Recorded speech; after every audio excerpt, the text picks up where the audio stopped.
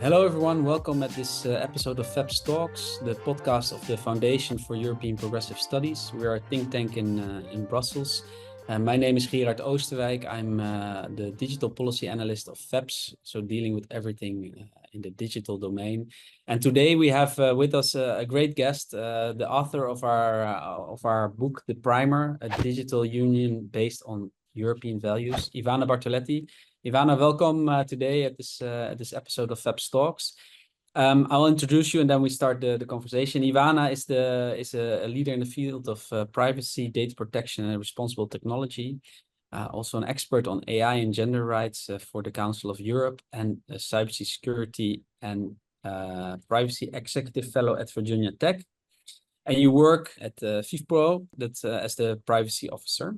Ivana, welcome. So today we will discuss a little bit your book that you wrote, so people can read up on everything that we discussed today in the primer.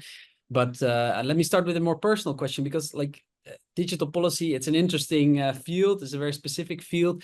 But what led to your interest in this field? How did you end up to be an expert in digital policy? Because that's always interesting to learn.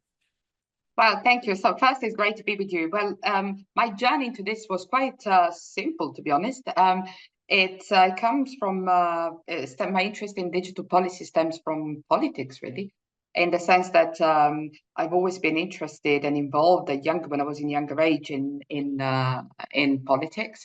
And then you realize that there is nothing more political and related to not only politics but geopolitics than data, technology, innovation, and I also have a feminist background. So I got into the field of privacy law specifically because to me privacy is very much related to equality.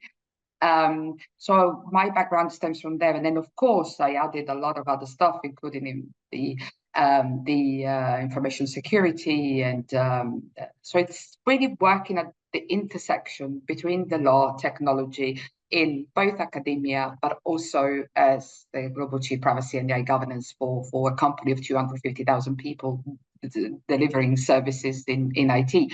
So I think all these things together, they all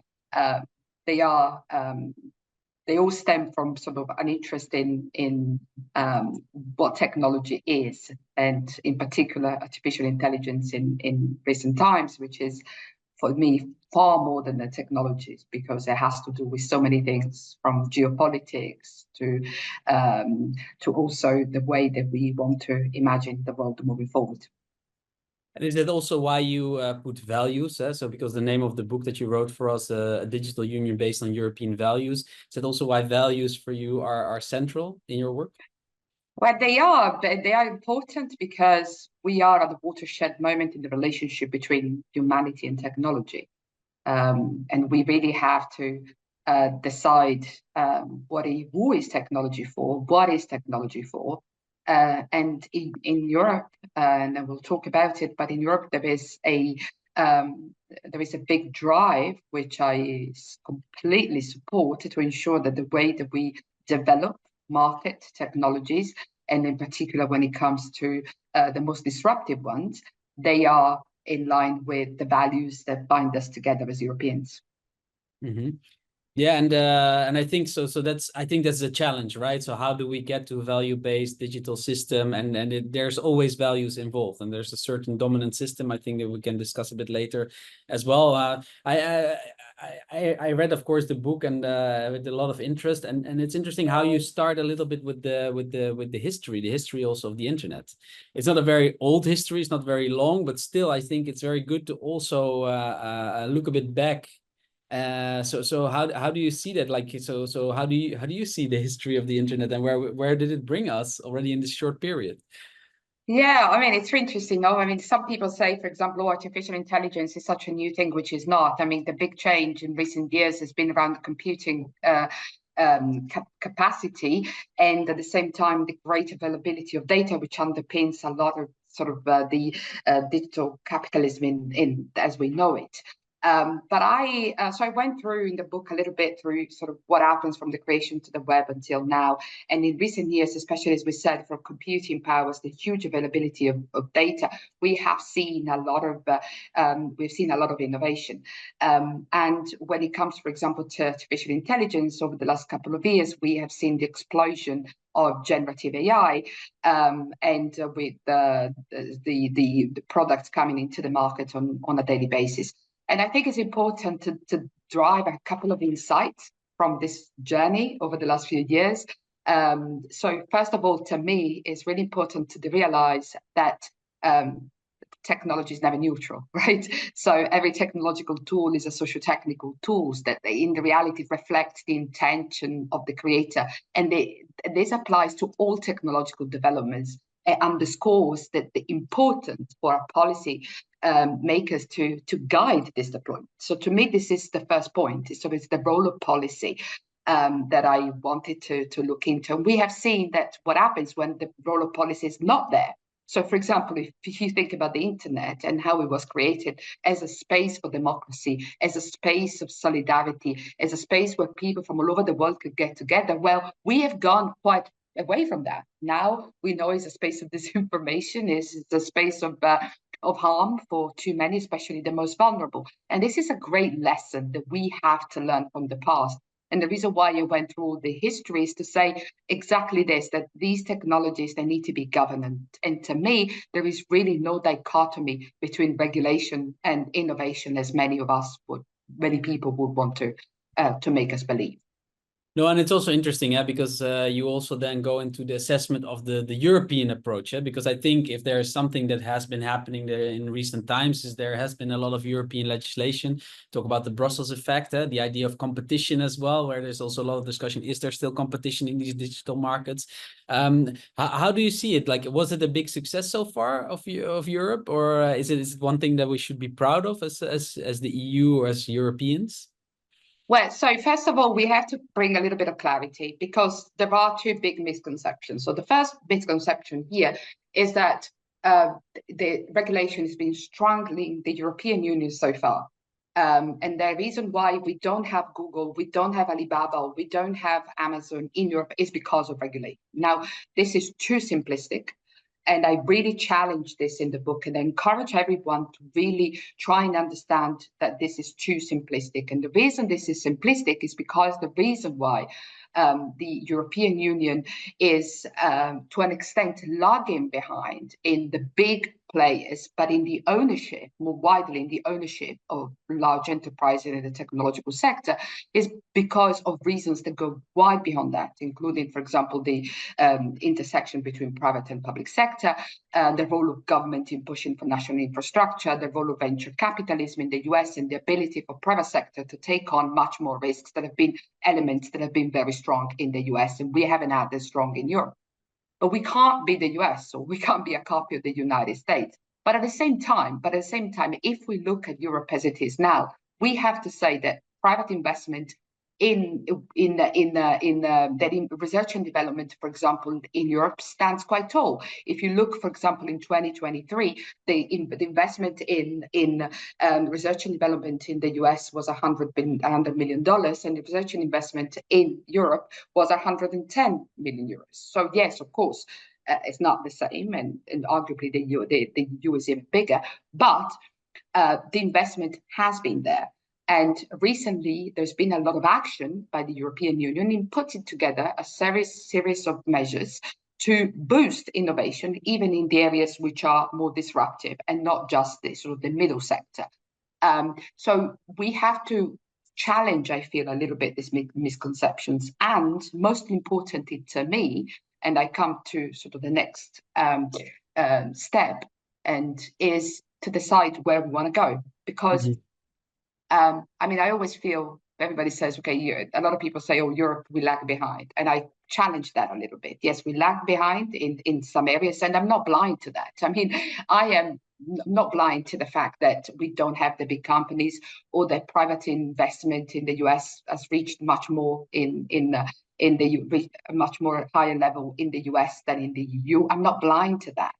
Nevertheless, as I said, we do have investment in research and development. We do have a renewed investment in startups and new technologies, with all limits that I cover in the book in great details and suggestions on how we could fix those limits. But the most important thing that I want to drive through this book is the strategy moving forward and what it means to be lagging behind or to outperforming the US in the context of the global scenario between the United States and China.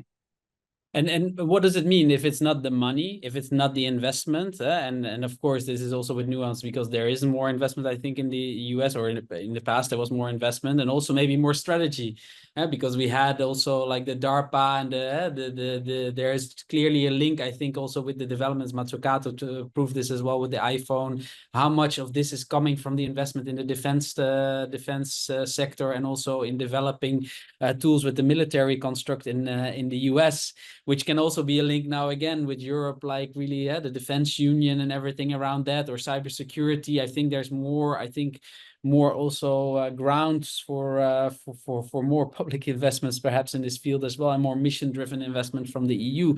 But funding alone, and I agree with that, we have also strong companies in other traditional sectors, more legacy companies, big industry complexes that were and are investing a lot in technology and innovation. But how do we channel that? And what is then blocking as well? Because we're lagging behind, not because of the money or partly because of the money, but what is it then to you? Like, why is it then the dominance of the big tech companies? Is there like a market failure, or how do you see that? That's a very complex question. But first of all, let's just put the building blocks here. So first of all, there is a robust trajectory over the last few years of research and development in Europe. Okay, so as we said before, that is there. Okay, but there is an issue here, which you mentioned, which is that when we start to look at the specific sectors, right, the European Union seems to remain entrenched in the mid-tier technology specialization. Okay, so we don't have, I think, sufficiently pivoted towards sort of the software research and development. Okay, so I do think that we do have to have a better strategy for investment. Okay, more strategy of investment in groundbreaking and disruptive technologies. Okay, more strategy, better investment, for example, incentives for companies to take more risks than what they do now.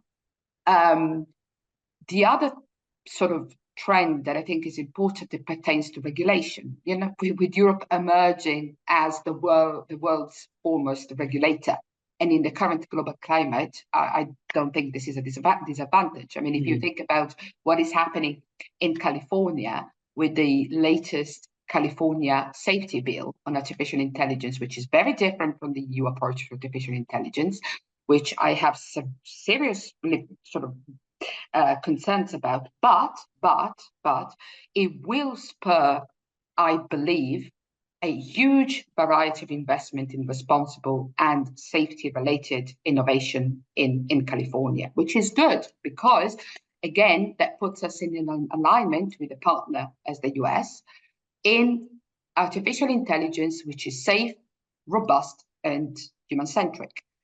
Why am I saying this? Because I think it's important to understand that, yes, we may not have the large technology company. And I'm not one who believes that it's necessarily the priority for us to have the next Google or for us to have the next Twitter. To me, that is not the key point. The key point for me is to have strong research and development, investment in disruptive technologies, support for the reform of the investment structure itself, which is still too political, which is still not quick and fast enough. But also, to me, a big priority for us in Europe is to invest in companies using artificial intelligence and increasing and enhancing their productivity using artificial intelligence. Sometimes I even argue it's really important to develop in Europe enlightened business leadership of people who can lead companies and transform using artificial intelligence. The reason, the issue around big companies is a separate matter. It is very much related to competition. It's very much related to a stifled market, which we have. The reason why in the US the next Google cannot come up is because it wouldn't be able to, because these companies are so big that they are acting as walled gardens. They define the rules of the game. Mm-hmm. So we are talking about very complex issues, very different realms. So, but I do believe that if we continue to focus on the fact that Europe doesn't have Google or doesn't have Twitter or doesn't have Amazon or Alibaba, I don't think we're focusing on the right thing. No, we and I can get lead. that. Yeah.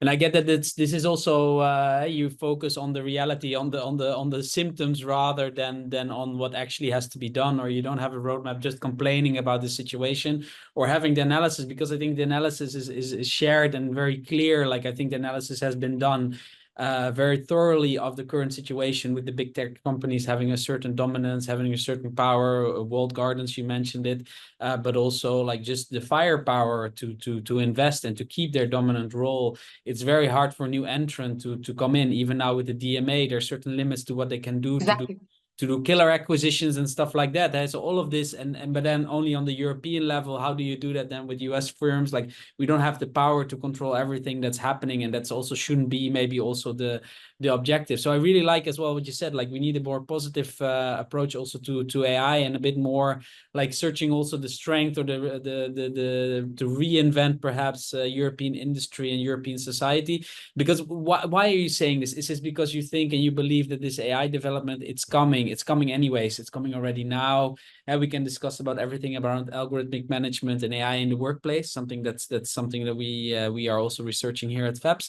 But this is coming anyways, and now we need to find a way to make this for the benefit of society and benefit of people. Again, what you said, the values and the politics in this, because it's not neutral right now. Like the development is driven by certain really like Silicon Valley surveillance capitalist models. The companies have a certain ideological drive and their leadership and their billionaires behind. Again, also to again strengthen their dominant position they already have, or keep their dominant position in this new wave of development. So is there a way to do it differently? And is there a way to work with maybe also the big firms we have? We still have big firms in traditional sectors, whether it's the car industry, the banks, the insurance, there's so many sectors that we are strong, and we have a lot of good universities. So is there a way to do this? Do you have a vision also, like something more? Is it about capacity building, for example? Yeah, so I think you're totally right. So as I said, that as we discussed, so that the primary challenge here is defining the direction, right? So we have a direction, which is, yes, we want to protect consumers, right? We want to uphold their values. In my view, we shouldn't see our future as saying that we're striving to build the next Google, but I think for example, but our goal should be to say that we are nurturing a generation on industry leaders who are proficient in AI, that boost productivity and competitiveness in industry, in the real world applications of technologies. And this is very important, as you say, because we do have industries, we do have hugely important universities across Europe. Research and development is crucial, and that is where a lot of emphasis needs to go in terms of reforming the way that we do research and development, investing more, way beyond the 5% that we do at the moment, in disruptive technologies such as quantum. So that is, to me, the strategy.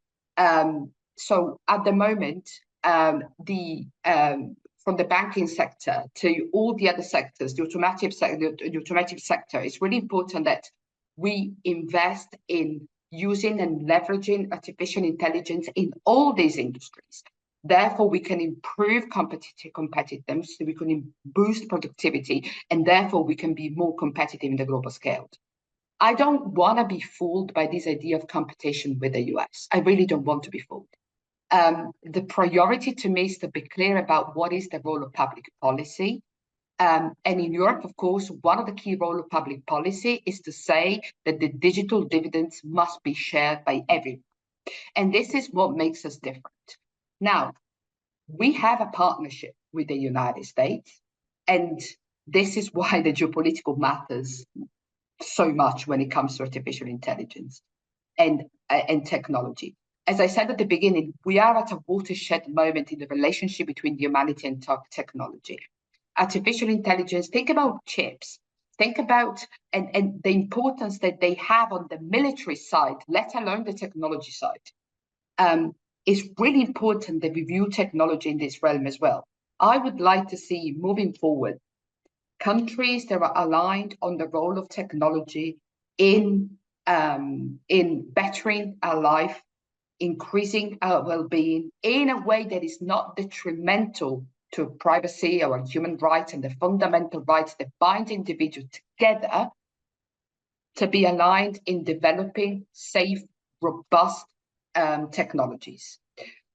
We can do this in Europe by investing in research and development, by boosting the wonderful universities that we have, by investing in disruptive technologies, by changing the way that we run our investment programs in Europe, by encouraging more and more firms to boost the demand by using artificial intelligence and other products, by ensuring that people trust these technologies so they use them more and more, because the more people use them, the more we generate demand.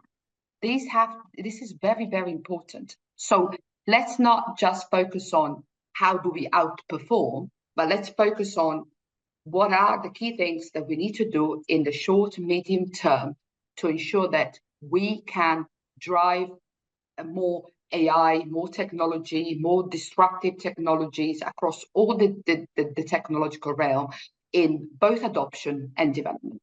Mm-hmm. No, and I think so. It's interesting what you mentioned about the geopolitical aspect, because like it's now also been already a few years that war is back on the European continent, with the terrible conflict and the terrible situation in Gaza, in the Middle East, and the war actually also kind of a war that's developing there. The dynamics between Russia and China and North Korea even and Iran, the axis of evil. I wouldn't call China axis of evil, but like, and then you yourself, you have a lot of experience in India, which is a total different player and also has a different role to play, perhaps also on the global stage, but a huge country with a huge potential, especially also in the digital realm, which is also there. We don't talk about that a lot. And then the relationship between Europe and the US. So I am wondering as well, because what we've seen now, like you said, values, public policy, a bit more the public interest or the societal interest. Right now, if you ask me, I've seen mostly in the digital, and that's mostly the big platforms, but the big dominant players, and they are also behind now the main AI development of AI models because it's so costly and takes a lot of capacity and a lot of money. They are behind this, and they are coming more from a really like a private, very private capitalist, hyper-capitalist standpoint, which is not the European social model. Again, like we are as FEPS, we are of course aligned with the progressives and have a certain view on society, which is also, we're not against the markets or against capitalism per se, but we want to reform that in like you also very much mentioned and is mentioned in your book. Reform maybe, like we want to reform capitalism to serve the people, we want to reform the digital tools to or steer them in a direction that they benefit people and not just the shareholders. And I see really a tension between that, between the reality that we are like, we need to keep afloat and need to protect ourselves from the dangers outside. And at the same time, being aligned or being like our society is now, like, I wouldn't say flooded, but like dominated, like a lot of our digital life plays on certain platforms. And I'm not only talking social media, it's also how Google works or how Amazon works and how they treat their workers, things like that. It's not in line, and we need to align them. And you said a lot of like that we need to change this model. It still boils down, if you ask me, then to also create European alternatives. And I'm not just saying like competitors, like competition between the US, but either we need to steer the current platforms or make them also adhere to our values and to the European social model, or we should create alternatives next to it, I'm not saying ban all the other, no, but like you create something that, you know, your school, like to name one example, a Google school. Do we really want Google with their privacy approach and their way of taking our data, work with our kids? And then what I heard in the Netherlands that like it's a big percentage of school are working with Chromebooks and Google because it's easy, but then they're locked in, vendor lock-in, another problem. And then so it was cheap and easy to start it up, but then you're locked in and you cannot really change it. Well, the data of our kids is being used to develop further education tools. It's for me a very big question mark if that's what we want from a public sector perspective, for example. So I don't know. Yeah, of course. I mean, of course, the issue is is that these technologies, they've taken us by convenience most cases, right? They have surged to a role of being public utilities. During the pandemic, we have seen this in full stride. So we had everything, you know, if you remember the sort of the contract tracing apps, they were delivered by these large tech companies. Our food was delivered by Amazon at home. So these companies, they've become the one who set the rules of the game. Now, the whole world is recognized that this is a problem, okay? The United States is recognized that this is a problem. China is recognizing that this is a problem. And in Europe, we know that this is a problem. We are trying with the Digital Services Act, with the Digital Markets Act, with the Data Governance Act, the whole package aimed to try and curb this power. They have become regulators themselves. So, for example, if you ask me about privacy, I mean, in most cases, they've been setting some of the rules up. In all Self-regulation, cases. we've seen what it brought to the finance sector with the financial crisis. That's some time ago already, but the self-regulation is not always the best way. And I think it's clear to everyone that we do not want to repeat the same mistake that we made with the internet, where everything has grown wild and the internet has completely changed from a role of peace to a role of harm, to a place of peace to a place of harm. So without regulation, obviously we can't go anywhere on this. So to me, I do believe in the role of regulation in this space. In the US, they call it antitrust. Of course, the role of competition law is very different from, for example, privacy law. Privacy law is a human right. Competition is about the function of the market. But these two things are more and more entrenched. So I don't think we really need to think about competition law, and we really need to think about how we curb the power of these companies. And you can see sort of what is happening now when Europe tries and says, well, actually, this company, you need to open up, you need to let us use, you need to let users, for example, use other apps too, not just yours. I mean, so this is important. But there is also other space, right, to create alternatives, as you say, and also to empower citizens to have a voice and to have a say in the way that we use this development, that we use these technologies. I mean, the way that, for example, we create our smart cities, the way, for example, that we leverage data, the way that but it's also very important to understand that, for example, when it comes to the leveraging of data, you mentioned Google and privacy, hey? Yes, but at the same time, we need to rethink the role of privacy as well. Because we live in a context where, whether it is because of convenience, whether we think because it's easy, people are quite happy. I'm not saying that they're okay with it. They're quite happy to give up personal data in return of something else. I'm not saying that they do it because there's no alternative. They would do it. They accepted it. That's the practice now. That's the common practice. Everybody accepted it, and now like there was also, I think also it was the commission that didn't agree with this pay for consent, exactly. Or what was it? Exactly. We didn't agree with it, and that's correct. But I also don't see everybody flooding to pay for Facebook from now on. No, but there's something else. There's something else. I would like, for example, to rethink in Europe entirely the consent model. For two reasons. First, because the way that we view privacy at the moment is detrimental to the most vulnerable. the collection of data happens mostly around the most vulnerable in our societies.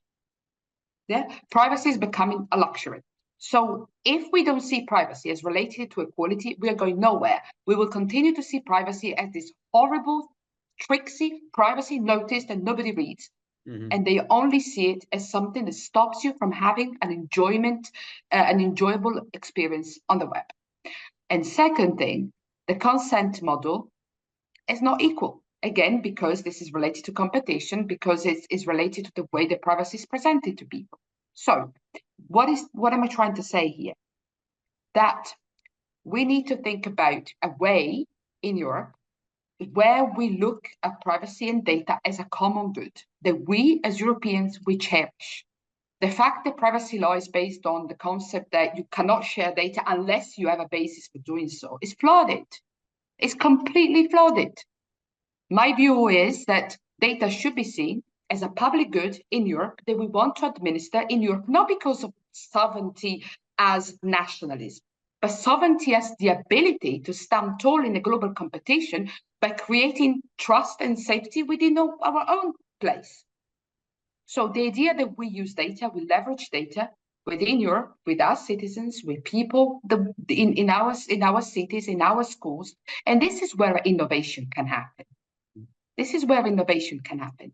I don't think we should only focus on, I don't want to be tech, but we should focus in how can we create alternatives and ways of using even these applications in a way that is better for us and in a way that really cherishes data as a public good that we have in the European Union. I think it's very interesting, and I think we could talk also for hours about this, because there are some hooks already now in the legislation. You mentioned also the Data Act and the Data Governance Act when it comes to data spaces, data intermediation, and to split the data from the platforms. It's a direction that's being developed right now as well by several experts and several NGOs. We have the Solid project also from Tim Berners-Lee that didn't deliver as much as maybe as she wanted so far, but yeah, Tim Berners-Lee is the founder of the internet. He's mentioned as well in your book, one of the people that you mentioned in the book, to bring it back to also to the digital primer. But like this whole idea of data, it's a real thing. And I don't think that we should indeed see data as the new oil and like as the new gold. It's something else. It's something else. It's also a social aspect, because data is always in relation to something else, and we can do a lot of good things with it. And I think that's where we should put our efforts. I totally agree that we should put our efforts to finding a way, partly perhaps through regulation, split that data or make it available, to make it available for other applications. Exactly. And then work with civil society or with researchers or with the smaller developers that take this opportunity to develop something new, something that add value to the people, also to companies, also to efficiency, like you mentioned before. And I think that's where also AI again becomes very interesting, because the quality of AI, it's not only the models, it's also the data sets. So if you would get to like a really trustworthy data set, it's also a different game than if you just you scrape the internet with all the racism and all the crazy stuff and you train it on that. So I see things coming together also in the coming years. We don't have a vision. We don't know where it's going. And I think the digital developments are going so quickly that also your book, it's ending, I think, also on these different avenues and these different ideas. And I don't know if you have any closing remarks, like anything that you would want to say that you haven't said before about this relationship between society and technology, anything to close on, because we discussed a lot of interesting topics. Yeah, I mean, I wanted to make a point on the fact that it's not about this point in particular, but it's about how interesting it is that the California legislation just been approved in the US defines, is very different from the European AI Act, right? The European AI Act is very horizontal and it's based on risk that AI poses. And it basically says, regardless, if the risk is high, then you have to determine controls around this product.